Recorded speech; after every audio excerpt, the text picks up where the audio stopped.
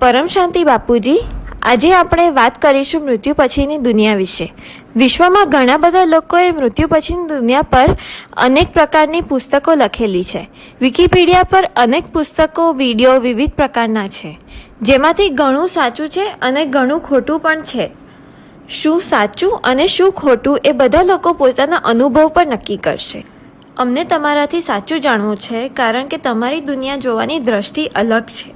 હવે અમે તમારાથી પરમ સત્ય જાણીશું. કેટલાય લોકોએ પોતાના સ્તર પ્રમાણે તેમની વાત મૃત્યુ પછીની દુનિયા પર કરી છે, પણ અમે તમારાથી પરમ સત્ય જાણીશું. સત્ય શું છે, કેવું છે, કેમ છે, મૃત્યુ પછીની દુનિયા કેવી હોય છે, કઈ દુનિયા હોય છે. મેં થોડા પ્રશ્ન લખ્યા છે જે હું તમને પૂછીશ. સૌથી સામાન્ય પ્રશ્ન છે કે મનુષ્ય જન્મ કેમ લે છે? જન્મ લેવાનો મતલબ શું છે? મનુષ્યને તેના જન્મનું કારણ ખબર પડી જાય તો એ ચોક્કસ પૂરું કરવા માંગશે અને ઈચ્છે કે એ કારણ મૃત્યુ પહેલાં પૂરો થઈ જાય. બીજો પ્રશ્ન છે કે મૃત્યુ પછી આત્મા કશું વિચારી શકે છે? એક આત્મા જ્યારે દેહનો ત્યાગ કરે ત્યારે તેને સૌથી પહેલાં શું અનુભવ થાય છે? તે આત્મા કઈ જાય છે અને કોને કોને મળે છે? સૂક્ષ્મલોક શું છે અને કઈ આગળ છે? દાન કરનારા, પરમાત્માને યાદ કરનારા, જગત કલ્યાણ કરનારા, યોગી જેવું જીવન જીવનારા લોકોની આત્મા સૂક્ષ્મલોકમાં જાય તો એને શું અનુભવ થાય છે, કેવો અનુભવ થાય છે? અમને બધું જાણવું છે. મૃત્યુ પછીનું જીવન શું છે? મનુષ્યનું શરીર જે 5 તત્વનું છે, એના પછીની જે દુનિયા છે 3 તત્વની છે. આત્મા જ્યારે આ શરીર છોડી દે છે ત્યારે એવું કહેવાય છે કે મરી ગયા, પણ ખરેખર આત્મા શરીર છોડી દે છે અને 3 તત્વનું શરીર તો એના જોડે જ જાય છે. આત્માની સાથે કર્મ બંધન જાય છે. આત્મા તો અજર, અમર, અવિનાશી છે. આત્માનું કદી વિનાશ ન થાય. પણ 2 તત્વનું જે શરીર છે, જલ અને પૃથ્વી તત્વ, તે છોડીને બાકીના 3 તત્વનું શરીર લઈને સૂક્ષ્મ લોકમાં જાય છે. મૃત્યુ પછી સૂક્ષ્મ લોકમાં આકાશ, વાયુ અને અગ્નિ તત્વનું શરીર હોય છે. આ 3 તત્વના શરીરને અંતઃવાક શરીર કહેવાય છે. સૂક્ષ્મ શરીર પણ કહેવાય છે અને અનેક બીજા વિવિધ પ્રકારના નામો છે. મૃત્યુ પછી આત્મા જોડે શું જાય છે? મૃત્યુ પછી આત્મા જોડે તેના અનેક જન્મના કર્મ બંધન જાય છે.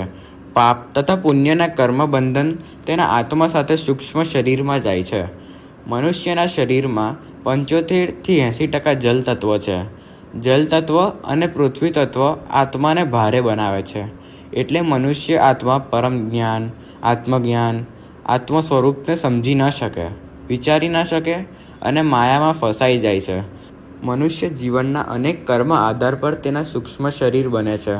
મનુષ્ય જ્યારે જીવતો હોય છે ત્યારે તેના અનેક કર્મ પ્રમાણ અંતમતી ગતિ શરીર ત્યાગતા થાય છે. અંતમાં તેના અનેક કર્મ પ્રમાણ જે બુદ્ધિ હોય છે તેના પ્રમાણ તેના વિચાર હોય છે અને અંતિમ વિચાર ઉપર અંતમાં અંતમતી ગતિ થાય છે. અંતિમ વિચાર પર આત્માની સદગતિ કાં તો દુર્ગતિ થાય છે. એક પ્રશ્ન એવો હતો કે આત્મા મનુષ્ય કેમ બને છે? તેનું કારણ છે કે જ્યારે એક બ્રહ્માંડના માલિક જે શિવ છે તેમને ફરિશ્તાની દુનિયા બનાવી. બ્રહ્માના દ્વારા સૃષ્ટિનું સર્જન કર્યું, વિષ્ણુ દ્વારા પાલના અને શંકર દ્વારા વિનાશ. જે ફરિશ્તા હતા તે નીચે પડતા પડતા 3 તત્વોમાં બદલાઈ ગયા. પછી ફરિશ્તામાંથી દેવતા બન્યા અને બ્રહ્માએ સૃષ્ટિ બનાવી ત્યારે દેવતામાંથી મનુષ્ય બની ગયા. મનુષ્ય જીવનનું ચક્ર બેહિસાબ સમયથી ચાલતું રહે છે. જન્મ મરણ થયા કરે છે. માયા એટલી બલવાન છે કે મનુષ્ય જન્મ લે ત્યારે વિકારોમાં ફસાઈ જાય છે. કામ, ક્રોધ, લોભ, મોહ, અહંકારમાં ફસાયેલી રહે છે. આત્માને પરમાત્માનું જ્ઞાન નથી હોતું, તેથી તમોપ્રધાન બની જાય છે. આત્માની રચના બેહિસાબ સમય પહેલાં થયેલી છે. આત્મા ધરતી પર બેહિસાબ સમયથી જન્મ મરણના ચક્રમાં ફસાયેલી છે. તેના કારણે આત્માની શક્તિ એકદમ ઓછી થઈ ગઈ છે અને તમોપ્રધાન થઈ ગઈ છે. જ્યારે આત્માનો જન્મ થાય છે ત્યારે તે સતોપ્રધાન હોય છે અને ધીરે ધીરે રજોપ્રધાન થાય છે અને અંતમાં તમોપ્રધાન થઈ જાય છે. જ્યારે આત્માની 3 તત્વની શક્તિ પતી જાય છે ત્યારે તે મનુષ્ય બની જાય છે. પહેલાં પણ કહેતા હતા કે દેવતા પણ શક્તિ પતી જવાથી મનુષ્ય બની ગયા. જ્યારે આત્મા મનુષ્ય બને છે ત્યારે આત્માની શક્તિ ઓછી થઈ જાય છે અને તેના કારણથી તે તમોપ્રધાન થઈ જાય છે. અનેક જન્મ સુધી તે દેહ અને લેહના સર્વ સંબંધમાં ફસાયેલી રહે છે અને પરમાત્મા જ્ઞાન પ્રાપ્ત નથી થતું. બાપુજી, આપણું પ્રથમ લક્ષ્ય એ છે કે આત્મા ઉપરથી નીચે કેમ આવી અને મનુષ્ય બની? શું એને મજા કરવા મનુષ્યનો જન્મ લીધો? ના, સ્વર્ગલોકમાં પણ મજા તો હોય જ, પણ આત્મા તેની શક્તિ ગુમાવે છે. તેથી તે ફરિશ્તાથી દેવતા અને દેવતાથી મનુષ્ય બની જાય છે. જ્યારે આત્મા મનુષ્ય લોકમાં હોય છે ત્યારે તે પુરુષાર્થ કરે તો તે સ્વર્ગલોકમાં જઈ શકે છે અને તેના ઉપરના લોકમાં પણ જઈ શકે છે.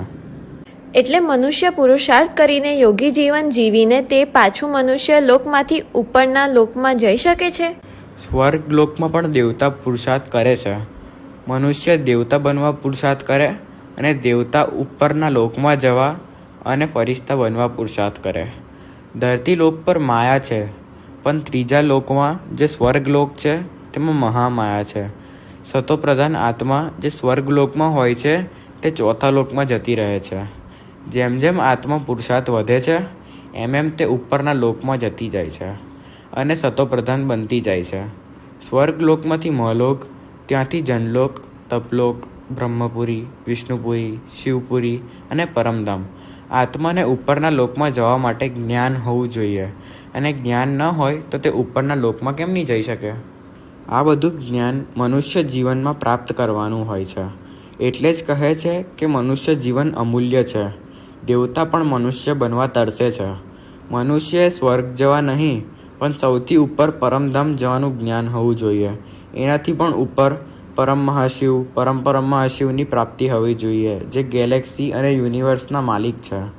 આ બધું આત્મા જ્યારે સારા કર્મ કરે ત્યારે તેને પરમ જ્ઞાન પ્રાપ્ત થાય છે અને તે ઉપરના લોકમાં સરળતાથી મૃત્યુ પછી જઈ શકે છે. બાપુજી, આત્મહત્યા કરનારા, ખૂની લોકો, પાપી, બલાત્કારી જેવા લોકોનું દેહ ત્યાગ્યા પછી શું હાલ થાય છે? જે મહાપાપી આત્મા હોય છે તે શરીર ત્યાગે પછી પહેલાંના જમાનામાં કહેતા હતા કે યમરાજ તેના યમદૂત મોકલે છે તેને લેવા, પણ હવે તો કર્મનો હિસાબ કિતાબ એના જાતે જ થઈ જાય છે. મહાપાપી આત્મા હોય છે ત્યારે તેના જેવી મહાપાપી આત્મા જે સૂક્ષ્મ લોકમાં હોય છે તેને ઘેરી લે છે અને તેના સંગઠનમાં જોડાવી દે છે અને તે સંગઠન મહાપાપી આત્માઓનું મોટું કરે છે. બીજા કોઈ ધર્મની આત્મા હોય છે ત્યારે તે તેના ધર્મગુરુ પાસે જાય છે. કોઈ ધર્મની આત્મા હોય છે તે તેના મંદિરે, મસ્જિદે કાં તો ચર્ચે જાય છે. એક નિયમ છે કે આત્મા જેટલી શક્તિ હોય છે તેટલું ઉપર તે જઈ શકે છે. કોઈ આત્મા 10 કિલોમીટર, 50 કિલોમીટર કાં તો કોઈ આત્મા 200થી 500 કિલોમીટર સુધી ઉપર જઈ શકે છે. કોઈ આત્મા 1000 કિલોમીટરથી પણ વધુ જઈ શકે છે. પાપી આત્મા 1 કિલોમીટર સુધીમાં ફર્યા કરે છે. તેના પાપ કર્મના લીધે તેનું સૂક્ષ્મ શરીર ભારે હોય છે. પાપી આત્માનું વાયુ તત્વ ભારે હોય છે અને ધરતીની ગુરુત્વાકર્ષણ વાયુ તત્વને સીમિત રાખે છે. તેથી પાપી આત્મા 1 કિલોમીટર સુધી જઈ શકે છે. આત્માનું સૂક્ષ્મ શરીર તેના કર્મ અને વિચારના લીધે ભારે થઈ જાય છે. જ્યારે કોઈ પણ આત્માના કર્મ અને વિચાર તમોપ્રધાન હોય છે ત્યારે તેનું વાયુ તત્વનું શરીર ભારે થઈ જાય છે. વાયુ અને અગ્નિથી આકાશ તત્વ બને છે અને તેના કારણે સૂક્ષ્મ શરીર તેનું ભારે થઈ જાય છે. 500 કિલો જેટલા જાડા વ્યક્તિમાં ઘણા નકારાત્મક વિચાર આવી જાય અને તેનું સૂક્ષ્મ શરીર ભારે થઈ જાય છે અને મૃત્યુ પછી તેઓ ધરતીના 1 કિલોમીટરની અંદર ફર્યા કરે છે. સૂક્ષ્મ શરીર જ્યારે ભારે હોય છે ત્યારે સૂક્ષ્મ લોકમાં પણ આત્મા જલ્દી હરીફરી નથી શકતી. આત્મા ઘરથી મંદિર અને મંદિરથી ઘર જતી હોય છે. બાપુજી, સૂક્ષ્મ શરીરની ગતિ તો બહુ ઝડપી હોય છે ને? તેની ગતિ તો મનની ગતિ જેટલી હોય છે ને? જે આત્મા પર કર્મના બંધન ઓછા હોય છે તે આત્મા હલકી હોય છે અને જેમ ફાવે એમ તે સૂક્ષ્મ લોકમાં હરીફરી શકે છે. તે હલકી હોય છે કારણ કે તેને સારા કર્મ કર્યા હોય છે.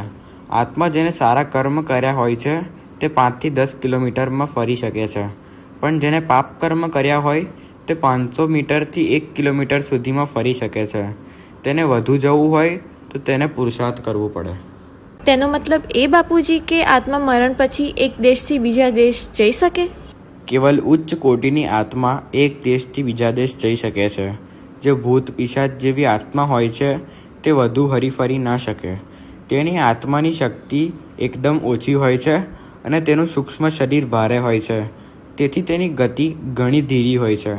ભારે સૂક્ષ્મ શરીરવાળી આત્મા એક જગ્યાએથી બીજી જગ્યાએ જઈ તો શકે, પણ તે ભારે હોય તેથી તે ધીરે ધીરે જાય અને ઘણી થાકી જાય.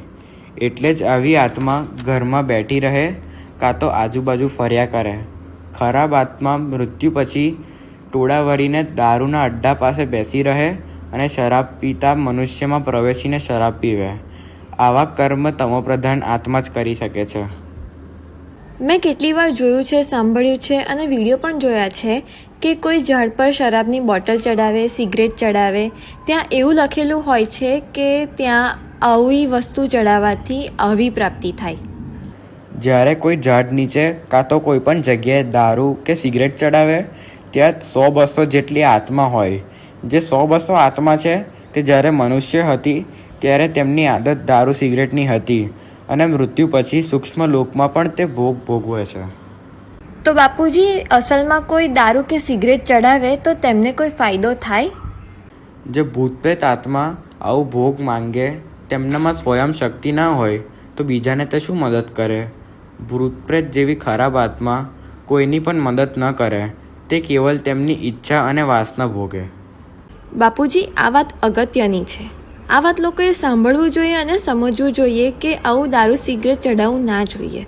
જેને ચડાવે છે તેમનામાં સ્વયં શક્તિ નથી તો તેમને એ આત્મા કેમની મદદ કરશે? આ બધી વાસનાયુક્ત આત્માને મનુષ્ય અવતારમાં જે વાસના પૂરી ન થઈ તે સૂક્ષ્મ લોકમાં જઈને તે પૂરી કરે છે. તેમના અધૂરી વાસના તે કોઈનામાં પ્રવેશીને પૂરી કરે છે.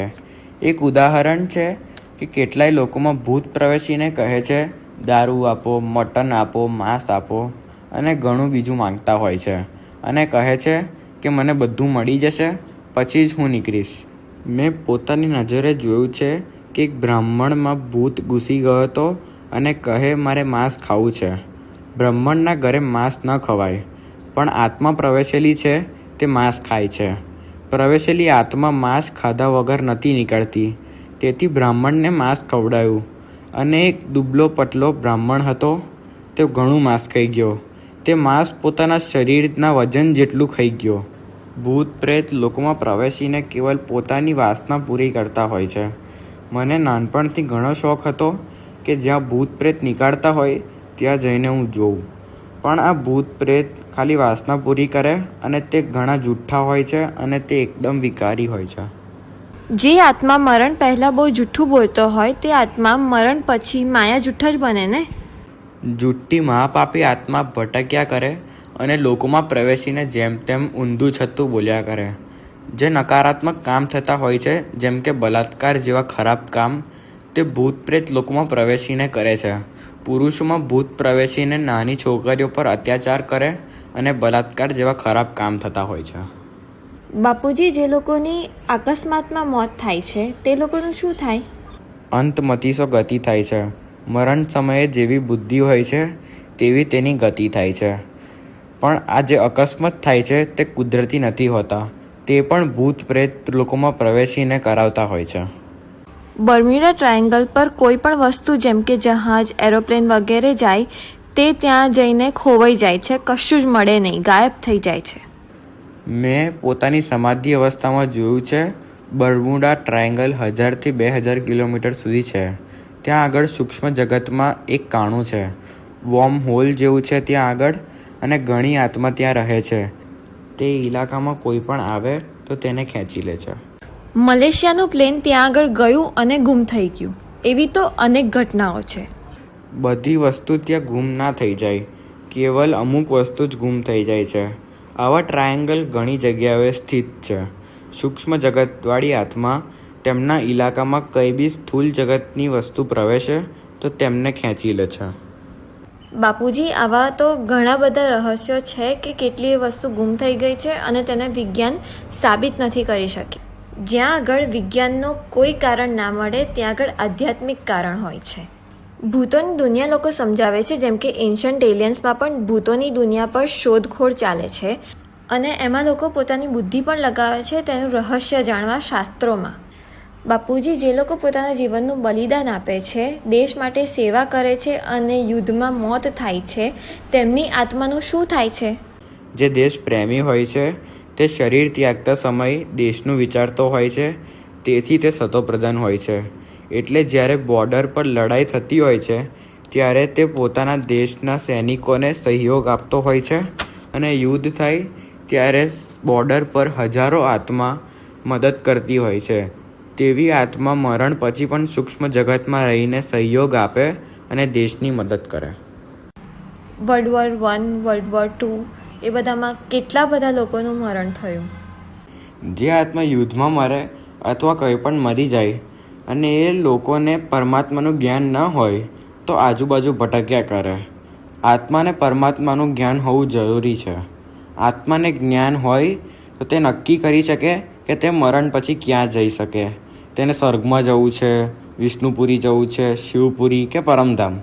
આત્માની સાથે જેટલું જ્ઞાન હોય ત્યાં સુધી તે જઈ શકે છે. આત્માને જ્યાં જવું હોય ત્યાં જવા માટે તે શ્રેષ્ઠ કર્મ કરે છે અને ત્યાં જવાનો લક્ષ્ય રાખે છે. શાસ્ત્રમાં બહુ સુંદર વાત લખેલી છે, અંતમતીસો ગતિ. આત્મા જેવી પણ હોય, સૈનિક હોય, પાપી હોય, યોગી હોય, પણ તેના મરણ સમય પર જેવી મતિ હોય તેવું જ થાય. મતિમાના બુદ્ધિ. અગર આત્મા મરણ સમય સારી બુદ્ધિ રાખે તો તેની સદગતિ થાય, અને મરણ સમય પર તે ખરાબ બુદ્ધિ રાખે તો તેની દુર્ગતિ થાય અને આજુબાજુ ભટક્યા કરે. જ્યારે કોઈ વિદ્યાર્થી તેની પરીક્ષા લખે છે અને પેપર પતવામાં 3-4 મિનિટ જ બાકી હોય છે ત્યારે તેના મગજમાં એક જ ફરતું હોય છે કે પેપર લખી દઉં અને બાકી રહ્યું છે તે પતાવી દઉં. અને જ્યારે તે માસ્તરને પેપર આપે છે ત્યારે તેને યાદ આવે છે કે આટલું લખવાનું તો રહી જ ગયું.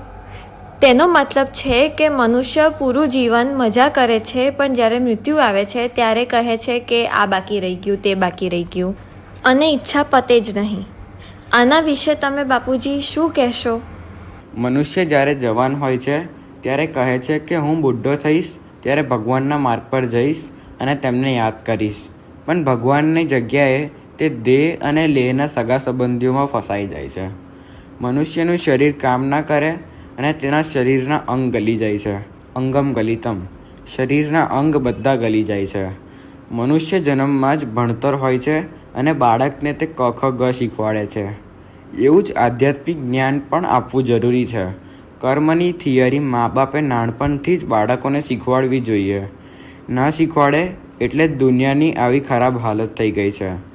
ઘણા મા બાપને સ્વયં પોતાને જ કર્મની થિયરી ખબર નથી હોતી, તો તે છોકરાઓને શું શીખવાડશે? શાળામાં તો ભૌતિક ભણતર હોય છે, ડૉક્ટર એન્જિનિયરનું ભણતર હોય છે. લોકો ડૉક્ટર એન્જિનિયર બનીને પણ આત્મજ્ઞાન હોતું નથી. તેમને કર્મની થિયરી પણ ખબર નહીં હોતી. આવા ભૌતિક લોકો સારા મનુષ્ય પણ નથી બની શકતા અને પોતાની આત્માની સદગતિ પણ નથી કરી શકતા. આવું આધ્યાત્મિક જ્ઞાન કોઈ મા બાપ પોતાના સંતાનોને આપી નથી શકતા. પહેલાં સારો જમાનો હતો. મા બાપ નાનપણથી જ પોતાના છોકરાઓને જ્ઞાન સંભળાવતા હતા. આવું પહેલાંના વૈદિક જમાનામાં થતું હતું. હવે તો લૌકિક જમાનો આવી ગયો છે અને આમાં લૌકિક ભણતર જ થાય છે. આધ્યાત્મિક જ્ઞાન તો ભૂલી જ ગયા છે લોકો. બાપુજી, સારા અને ખરાબ સ્વભાવવાળા વ્યક્તિઓનું શું હાલ થાય? જેમ કે નરસિંહ મહેતા છે, તે સારું કરે છે અને વિચારો બી સારા છે, અને બીજો કોઈ મનુષ્ય જે ખરાબ કરે છે અને તેના વિચાર બી ખરાબ છે, તેવા લોકોનું શું ગતિ થાય? જે સારા વ્યક્તિ હોય છે, જેમ કે નરસિંહ મહેતા, તેમને આખું જીવન રાધા કૃષ્ણની લીલાઓના ભજન ગાયા છે. તેમને ગાયન બનાવ્યું હતું તે ખૂબ સુંદર છે. અખિલ બ્રહ્માંડમાં એક તું શ્રી હરિ, જુજવે રૂપે અનંત અનંત તું વાસે, વેદમાં વેદ તું, તત્વમાં તત્વ તું. તેમને ખૂબ જ્ઞાન હતું. તેઓ શ્રી હરિના ઉપાસક હતા અને નિરાકારને માનતા હતા. અને જે બીજા મહાપાપી આત્મા લોકોની વાત થઈ હતી, તે ખરાબ કામો કરે, લોકોને દુઃખ આપે, તેવી આત્માઓ અંતમાં ખૂબ પશ્ચાતાપ કરે. તેમને અંતમાં પોતાના જીવનનું અનેક કર્મ દેખાય છે અને અંતમાં અંતમતીસો ગતિ થાય છે અને તે અહીં ત્યાં ભટક્યા કરે છે. ઘણીવાર લોકોને પેરાલિસિસ થતું હોય છે, તો જે પણ તેમને મળવા આવે તે તેમને માફી માંગતા હોય છે. અને જે સારા કર્મવાળી આત્મા છે તેને ખબર હોય છે કે તેને ખરાબ કર્મ નથી કર્યા, પણ તે દુઃખ મળે છે. તે દુઃખનું કારણ છે કે તેના આગલા જન્મના અનેક સંચિત કર્મ છે. આત્મા જ્યારે બની જ્યારે આત્માનો જન્મ થયો ત્યારે અનંત સમયથી આત્મા જીવન મૃત્યુના ચક્રમાં ફર્યા કરે છે. અનેક જન્મ થાય છે. જેમ કે શ્રી કૃષ્ણએ પણ અર્જુનને કહ્યું કે મારા અનેક જન્મ થયા છે. અને જ્યારે આત્મા અનેક મનુષ્ય જન્મ લેતી જાય છે અને નકારાત્મક બનતી જાય છે, તેથી તેને થોડું પણ આત્મજ્ઞાન નથી રહેતું અને તેના પોતાના ખરાબ સ્વભાવને તેનો કુદરતી સ્વભાવ સમજી લે છે. પરમાત્માએ આત્માને ખૂબ જ સારા સંસ્કાર આપીને બનાવેલી છે, પણ આત્માએ પોતાના સારા સંસ્કાર સ્વયં જ છોડી દીધા છે અને કહે છે કે આ જ મારો અસલી સ્વભાવ છે. જ્યારે સૂક્ષ્મ જગત અને કારણ જગતમાં મંદિર, જ્ઞાન કેન્દ્ર, આશ્રમ વગેરે ઘણું બધું આત્માને મદદ કરે તેમ છે, ત્યાં ઘણી આત્માઓને પ્રવેશ મળે છે. સાધુ, સંત, મહાત્માનું શું કાર્ય હોય છે ત્યાં? જેવું સ્થૂળ જગતમાં સાધુ, સંત, મહાત્મા હોય છે, તેવું જ સૂક્ષ્મ જગતમાં પણ હોય છે. અને તે સારી આત્માઓ ધરતીથી અનેક કરોડ કિલોમીટર ઉપર રહીને મદદ કરે. ઘણી આત્મા 50થી 100 કરોડ કિલોમીટર ઉપર હોય, ઘણી 200થી 300 કરોડ કિલોમીટર ઉપર હોય, અને ઘણી બીજી સારી આત્માઓ 1 લાખથી 1 ખરબ કરોડ કિલોમીટર ઉપર હોય છે. અને આખું સૂક્ષ્મ વતન 10 ખરબ કરોડ કિલોમીટર સુધી છે. અને સૂર્યનું જે ગુરુત્વાકર્ષણ છે તે 7.5 ખરબ કરોડ કિલોમીટર છે. અને એનાથી ઉપર સૂક્ષ્મ વતન ચાલુ થાય છે. ઘણી આત્મા જે સૂક્ષ્મ વતનમાં હોય છે તેના અનેક કર્મ બંધન ધરતીલોક પર હોય છે. તો તે આત્મા ધરતીલોક પર આવીને પોતાના સગા સંબંધીઓને અને કર્મબંધનવાળી આત્માને મદદ કરે. બાપુજી, કારણ જગત પર તો ઘણા બધા સારા વિડીયો છે, પણ જ્યારે આત્મા સારા કર્મ કરીને ઉપર જાય છે ત્યારે સાધુ સંત, તેના ગુરુ વગેરેને મળે છે. ત્યાં પછી શું થાય છે? ત્યાં શું આત્માથી પરમાત્મા બનવાનું જ્ઞાન મળે છે? શું આત્માને પાછું ધરતી પર મોકલે છે? જે નીચલા પ્રકારની આત્મા છે, જ્યારે તે શરીર છોડી દે છે ત્યારે સૂક્ષ્મ લોકમાંથી તેમના ધર્મપિતા ધર્મગુરુ તેમની આત્માને સૂક્ષ્મ લોકમાં લઈ જવા આવે છે. શું ઉપર પણ મંદિર, આશ્રમ એવું બધું છે? હા, સૂક્ષ્મ લોકમાં બધું જ છે.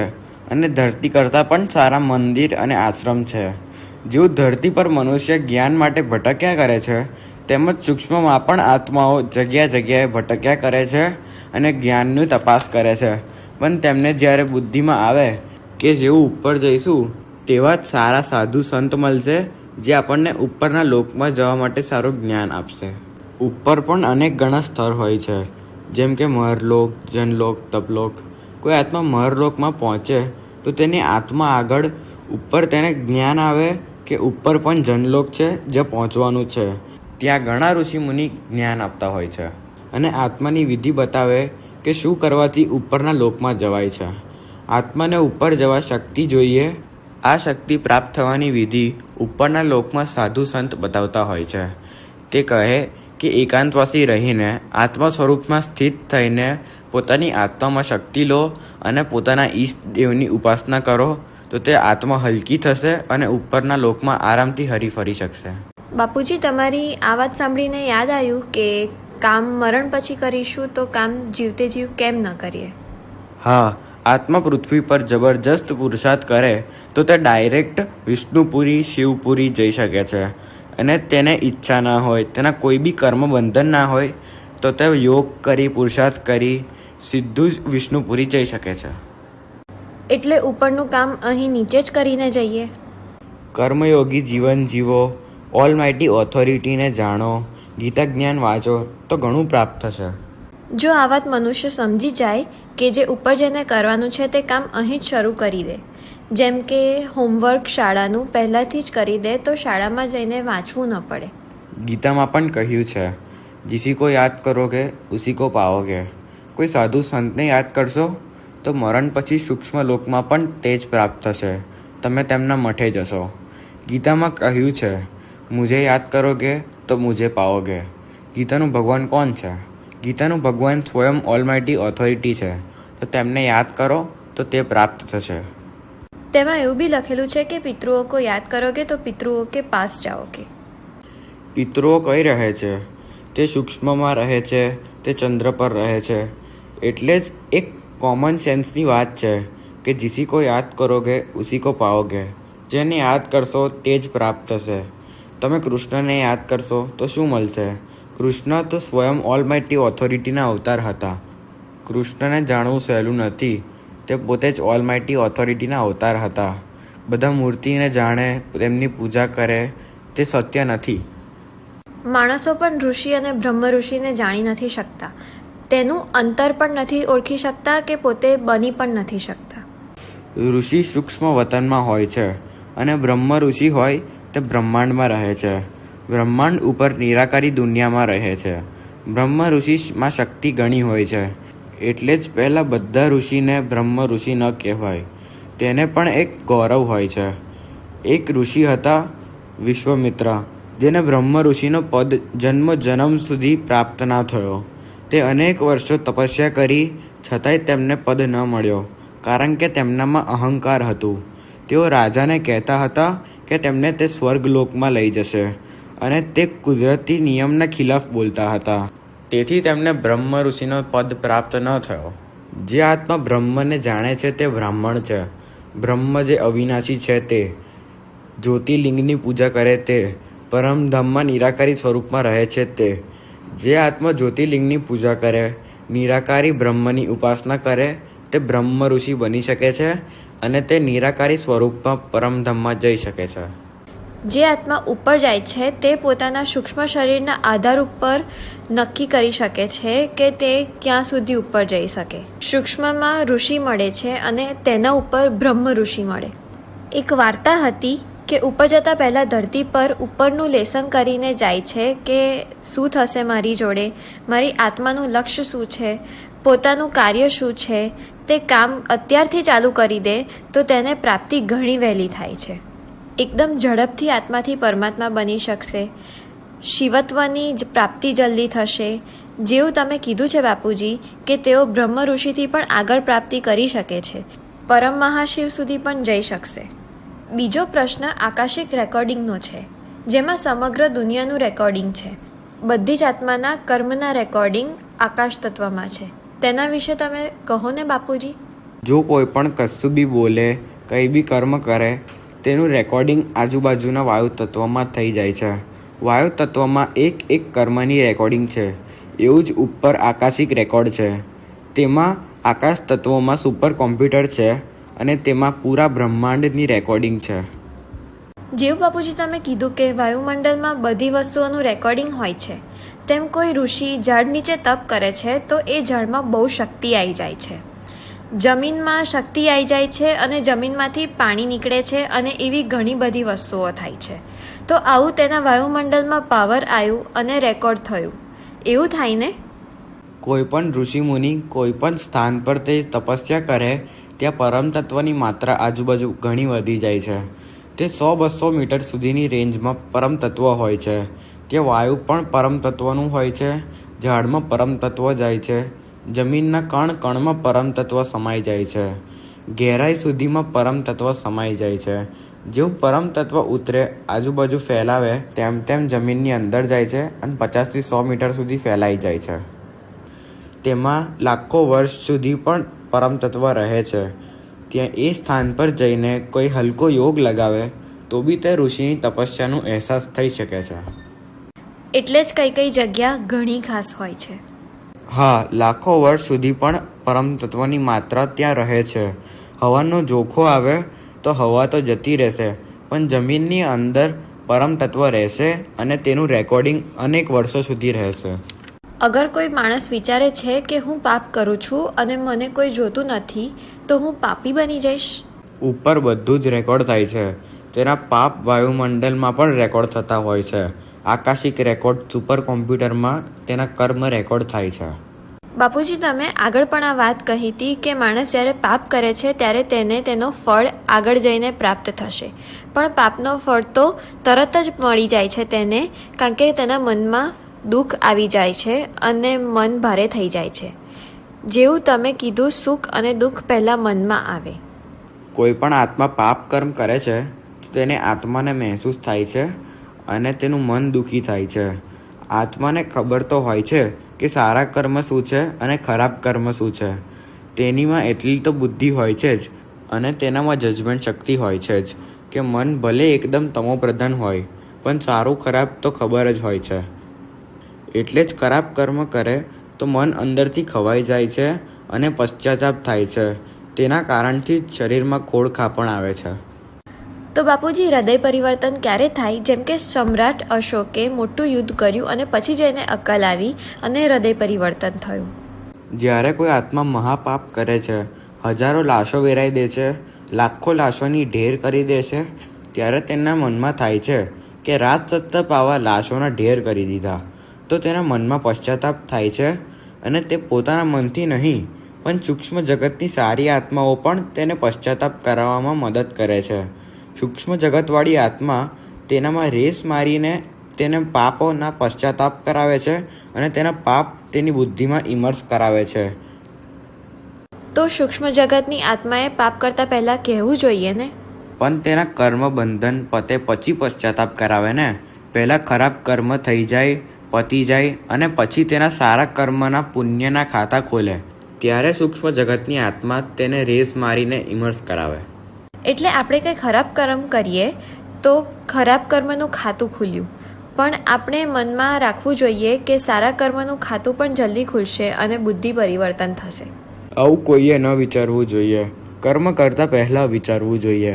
જ્ઞાની વ્યક્તિ વિચારતા પહેલાં પણ વિચારે છે. જ્ઞાની વ્યક્તિ નિસંકલ્પ રહે છે, તે પરમાત્માની યાદમાં રહે છે અને કર્મયોગી જીવન જીવે છે. તે ઓલમાઇટી ઓથોરિટીને શોધે છે. જ્ઞાની વ્યક્તિ હર પલ ઓલમાઇટી ઓથોરિટીની યાદમાં રહે છે અને તેને યાદ કરતાં કરતાં કર્મયોગી જીવન જીવે છે. તે આત્મ સ્વરૂપ બનીને પરમ લાઇટ પોતાની આત્મામાં લે છે અને તે પોતાના વિકર્મ વિનાશ કરે છે. તે યોગ બલથી અનેક જન્મના વિકર્મ વિનાશ કરે છે. એવું સમજવું જોઈએ કે મનુષ્ય જન્મ મળ્યું છે તો પાપ કર્મ સાફ કરવાના છે. આત્માને મનુષ્ય જન્મ એટલે મળે છે કે તે પોતાના વિકર્મ વિનાશ કરીને ઉપરના લોકમાં જાય. બાપુજી, પુનર્જન્મ કેમ થાય છે અને તેનું કારણ શું છે? કોનો જન્મ નથી થતું અને કોનો જન્મ થાય છે? કોણ નક્કી કરે છે કે અમીરના ઘરમાં જન્મ લેશે કે ગરીબના ઘરમાં? કોણ નક્કી કરે છે કે પુરુષ બનશે કે સ્ત્રી? બહુ પહેલાંના જમાનાની વાત છે. પહેલાં ચિત્રગુપ્ત બેસતા હતા, પણ હવે આત્મા બધું જ રેકોર્ડ કરે છે. આત્મા શ્રેષ્ઠ કર્મ કરે છે તો તે સૂક્ષ્મ જગતમાં જાય છે અને ત્યાં સૂક્ષ્મ જગતમાં રહીને ત્યાંની આત્મા તેમનું માર્ગદર્શન કરે છે. તે કહે છે કે તારું આટલું પાપ છે અને આટલું પુણ્ય છે. તે હિસાબ કિતાબે તું અહીં આગળ જન્મ લે.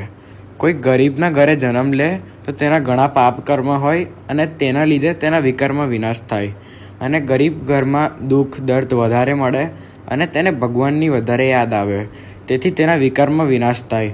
અને જેને પુણ્ય કર્મ કર્યા હોય તે અમીરના ઘરે જન્મ લે. જે મનુષ્ય આંધળા જન્મ લે, અપંગ જન્મ લે, તેનું શું કહેશો તમે બાપુજી? સૂક્ષ્મ જગતવાળી આત્મા તેને કહે છે કે આવું અપંગ જન્મ લો.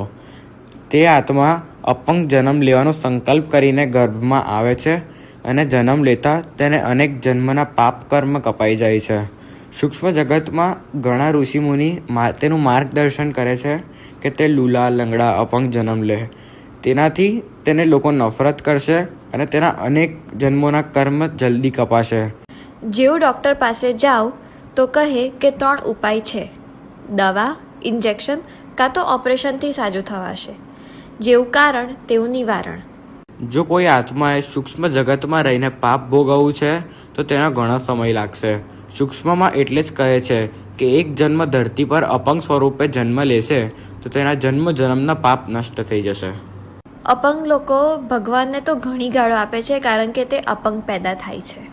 મનુષ્ય ભૂલી જતું હોય છે કે તેને આવું અપંગ જન્મ કેમ લીધું, તેથી તે આવું બોલે. આત્મા જ્યારે ગર્ભમાં હોય છે ત્યારે તે કેવલ એક સેલ હોય છે. તેને આપણે આત્માની નિરાકારી સ્ટેજ કહીએ. 3 થી 4 મહિનામાં ધીરે ધીરે તેનું શરીર બનતું જાય અને જ્યારે 6 થી 7 મહિનાની હોય ત્યારે તે ધીરે ધીરે બધું ભૂલી જાય અને બીજા જન્મના કર્મ ભૂલી જતી હોય છે. જેવું મેં તમારાથી સાંભળ્યું હતું કે જે આત્માનું સૂક્ષ્મ શરીર પહેલાંથી જ ખોળ કાપણવાળું હોય છે, તે જન્મ લે છે ત્યારે તેની અસર તેના સ્થૂળ શરીર પર પણ આવે જ છે. જેમ કે કોઈ આંધળું છે તો પહેલાં તેનું સૂક્ષ્મ શરીર આવું હશે, પછી તેનું સ્થૂળ શરીર જે ધરતી પર છે તે આંધળું થશે. જે મહાપાપી આત્મા છે તેનું સૂક્ષ્મ શરીર આવું હોય, તો તેને સૂક્ષ્મ શરીરની કમજોરી દૂર કરવા ઋષિમુનિ કહે છે કે મનુષ્ય અવતાર લઈને વિકર્મ વિનાશ કરી આવ. સૂક્ષ્મ શરીર સારું અને હલકું કરવા વિકર્મ વિનાશ કરવું પડે. તો બાપુજી, જે માણસ બેઠા બેઠા જ આંધળું થઈ જાય છે તો તેનું સૂક્ષ્મ શરીર કાળું હશે તો આવું થયું. સૌથી વધુ સ્થૂળ જગત પાસે સૂક્ષ્મ જગતવાળી આત્મા રહે છે. તો આત્માના કર્મ સામે આવે તેથી આવું થાય છે કે માણસ બેઠા બેઠા આંધળું થઈ ગયું. પહેલાં તો આત્માના સૂક્ષ્મ શરીરમાં કમજોરી હોય છે, જેમ કે શુગર, બીપી, અને તે કમજોરી ધીરે ધીરે સ્થૂળ શરીરમાં આવે છે. પણ સૂક્ષ્મ જગતવાળી આત્મા ઈચ્છે કે સામેવાળા માણસને હું કશું ખરાબ કરી દઉં તો તેને તે રેસ મારીને આંધળું બનાવી શકે, કાં તો કોઈ પણ જાતની રોગ કે બીમારી આપી શકે છે. બધા મનુષ્ય પાસે ઓછામાં ઓછી 1 કે 2 સૂક્ષ્મ જગતવાળી આત્મા હોય છે જ. બાપુજી, તમે પરમ સત્ય કહો છો. મેં યુટ્યુબ પર સુપ્રીમ માસ્ટર કરીને ચેનલ છે તેમાં જોયું હતું કે હર મનુષ્ય પાસે 4 આત્મા હોય છે. હા, ઓછામાં ઓછું એક તો હોય છે જ. બ્રહ્માકુમારીવાળાએ પણ કહ્યું કે અંત સમયમાં બધા પાસે 14 આત્માઓ હશે. હા, અંતિમ સમયમાં આત્માઓ મનુષ્યમાં પ્રવેશશે. જ્યારે ભગવાન પ્રત્યક્ષ થશે ત્યારે ભગવાનને જોવા આત્માઓ મનુષ્યમાં પ્રવેશશે. એક શરીરમાં 14 આત્મા પ્રવેશશે. હવે બાપુજી, આપણે અહીં વિરામ લઈશું. પણ હમણાં હું દર્શકને કહું છું કે અગર આ વિડીયો ગમ્યો હોય તો સબસ્ક્રાઈબ કરો, લાઈક કરો અને શેર કરો. પરમ શાંતિ.